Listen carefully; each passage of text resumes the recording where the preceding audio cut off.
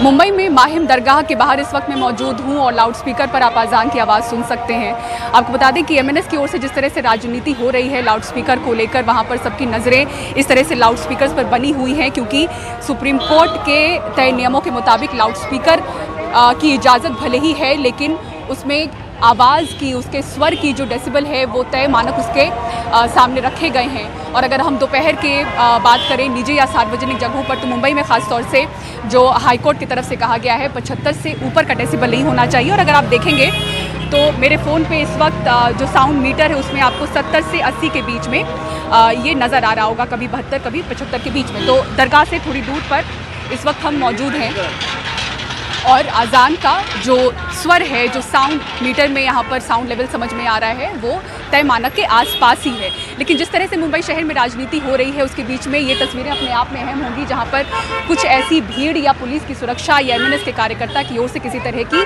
कोई हरकत करने की कोशिश नहीं हुई है। लगभग मुंबई शहर में हर जगह शांति नज़र आ रही है। करीब 250 कार्यकर्ता हैं एमएनएस के, जिनको हिरासत में लिया गया है। हनुमान चालीसा जो बजाने की कोशिश कर रहे थे, कुछ इलाकों में पहुंचकर या ऐसी हरकत करने की कोशिश कर रहे थे जिस तरह का अल्टीमेटम राज ठाकरे की तरफ से दिया गया था।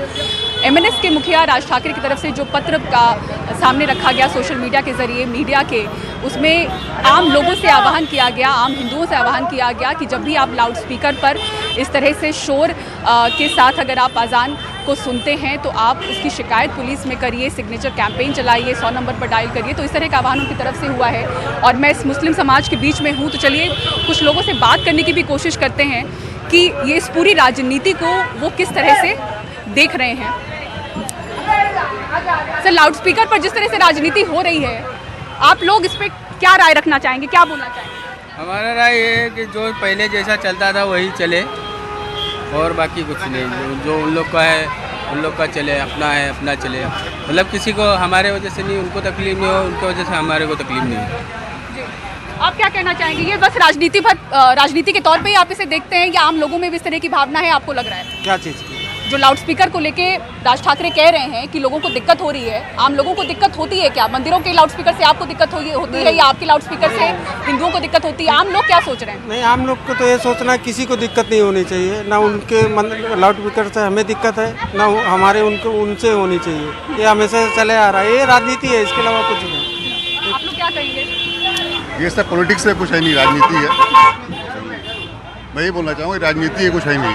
आम लोगों में इस तरह का भाव आपको नजर नहीं आ रहा है ना कि उनको आपके लाउडस्पीकर से दिक्कत है? नहीं, ऐसा नहीं आ रहा है, ऐसा कोई दिक्कत नहीं, हमको भी ऐसा कोई दिक्कत नहीं है। सिर्फ मतलब कि वो अपने के लिए करता है, मैं अपने लिए करता हूँ, ये सब पॉलिटिक्स है। आम आदमी को कोई प्रॉब्लम नहीं है इससे।